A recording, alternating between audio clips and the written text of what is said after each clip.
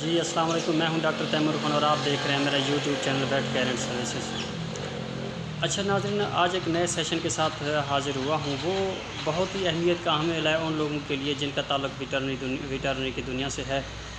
تو وہ ہے ناظرین، ایک جانور کو پانی کتنا پلانے چاہیے، یا ایک جانور کی پانی کی ضروریات یا اور اس کی جانور کی زندگی کے اندر پانی کی کیا اہمیت ہے، اور فارمر کو جو ہے اس سے کیسے فائدہ حاصل ہو سکتا ہے۔ وہ یہ ہے ناظرین، اگر آپ کا جو ہے وہ سارا ڈیپینڈ کرتا ہے کہ سب سے پہلی بات یہ ہے کہ ایک جانور کو پانی کتنا دینا چاہیے۔ وہ ڈیپینڈ کرتا ہے جانور کی نسل کے اوپر۔ دوسرا جو ہے درجہ حرارت کتنا ہے، ماحول کے اندر جو ہے وہ گرمی کتنا ہے اس وقت موجود، نمی کتنا موجود ہے، وہ ڈیپینڈ کرتا ہے سارا۔ اور اس کے ساتھ ہی جو ہے وہ جانور کے پانی جو ہے جانور کو دیا جا رہا ہے اس کا درجہ حرارت کتنا ہے۔